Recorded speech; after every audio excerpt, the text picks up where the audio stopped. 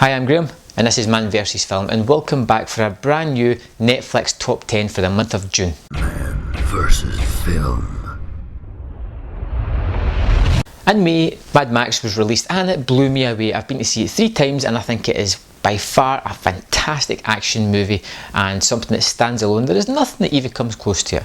But looking through Netflix, I was looking for a companion piece, something that reminds me a bit about Mad Max, and I popped across the perfect movie. It's one that I actually like, but it tanked on initial release. So my number 10 entry into this countdown is Waterworld, starring Kevin Costner and Dennis Hopper. Kevin Costner is half man, half fish. It's kind of ludicrous, but it's fun. The planet has been flooded. Everybody's living in boats, barges, that kind of thing. Dennis Hopper has this big massive tanker. He's got an eye patch. He's got all these crazy devices. It's over the top, but it's fun, and I enjoyed it. So check it out if you haven't seen it before. Number 9 is a movie I saw in the cinema last year, I think it was, and it's Spring Breakers, starring James Franco. Now, Spring Breakers is a strange movie. It's very much in the art house realm, and it doesn't have a great story to it. It's about these 4 girls that go on spring break. They get drawn into this world of James Franco's character Alien, who leads them astray, and they end up doing robberies and that. But it's more weirder than that as well. It's quite an interesting movie. I've watched it a couple of times. I don't know if I fully get it, but I do know that I like it. And Franco's fantastic, and even when he's sitting at the piano with his cornrows, his gold jewellery, his gold teeth, singing a Britney Spears song. It's ridiculous, but it's fun. Number 8 is Brad Pitt's World War Z, a huge big budget action blockbuster zombie movie that burst onto the screens.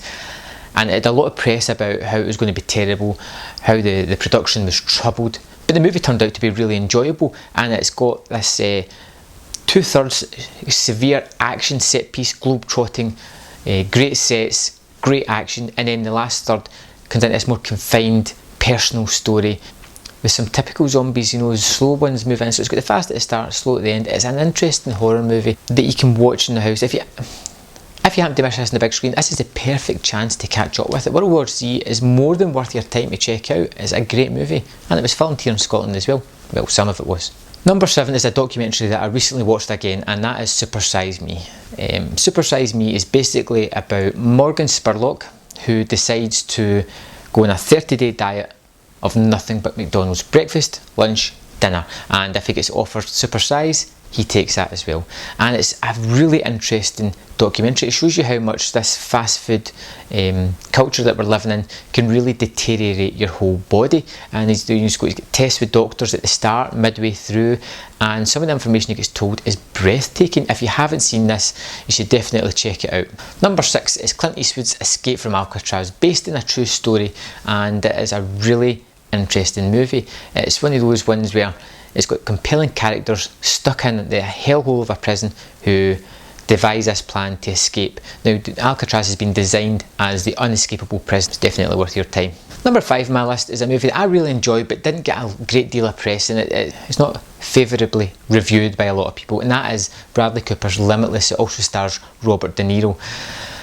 Limitless is a movie about this drug that can activate the full coating of your brain and make you the smartest man on the planet, and you'll be able to achieve so many things. And it's a really interesting movie, but I feel the idea is almost better than what's on screen. But the best reason to watch this is that there's a TV series coming soon starring Bradley Cooper. Number 4 is one of my favourite movies, and it is Used Cars. It stars Kurt Russell as a sleazy car salesman who wants to run for Congress and make it as a political man. And it's just full of gags. It's funny. It's by Robert Zemeckis. It is just a great tale. If you haven't seen it, it's probably at the start of Zemeckis' and Kurt Russell's sort of career into adult roles, and it's really funny, and it's definitely worth your time. It is from the early 80s. It's a bit dated, but definitely check it out. Number 3 is a movie that I used to watch a lot in the early 90s when it came out, and I recently just revisited it on Netflix, and it's definitely a must watch, and that is Serial Mom, starring Kathleen Turner and directed by John Waters. Now, Serial Mom is based on a true story, and it's about this idyllic housewife who is a sociopath at the same time as well, and she is killing people for the most banal of reasons. Somebody doesn't recycle, somebody steals their parking space. It's things that she sees as completely unjust, and you shouldn't be allowed to live if you're doing these type of things.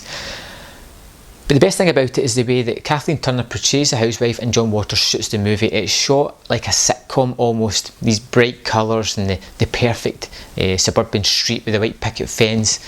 Kathleen Turner's got the flowery dresses, the perfectly sorted hair, and she's so cheerly, but a mass murderer at the same time. It is a genius piece of satire and something that's well worth your time. Number 2 on my list is Heathers. Heathers is one of my favourite movies. It stars Christian Slater as a sociopathic transfer student to this new school, and it also stars Winona Ryder as a kind of outcast at this school. And these two come together and decide that the 3 Heathers that rule the school with an iron fist, it's time for them to really go. And it's a really dark black comedy with some pin perfect performances, and it's an absolutely great tale, and it's something that I can rewatch constantly. It's a comfort movie I put on and I can just tune in and out of it. More often than not, I find myself ignoring what else I'm doing and just paying attention to the movie. It is a great film. Number 1 on my list this month is Park Chan-wook's Old Boy. Now this recently had a remake that starred Samuel L. Jackson and Josh Brolin, and it was terrible, and it just made me want to revisit the original, which I did, and it is almost the perfect movie. It is a horrible tale. It's got some fantastic action, fantastic visuals. It's got an exciting, super exciting action sequence, which I won't spoil for you just now. It's got some great performances, and you know what, it's about 2 hours, but it zips by in no time whatsoever, and it's a great mystery. You don't know what's going on at all. So that's it for June on Netflix. If you've seen something that you think I should have had on my list, if you drop me a comment in the box below and let me know what I should check out on Netflix, I'm more than happy to look at suggestions as well. I'm always interested to find something else that Netflix may not suggest for me. So thanks for watching this video, and if you want to subscribe, just click the link that's going to appear up here, and I will see you next time on Man v Film.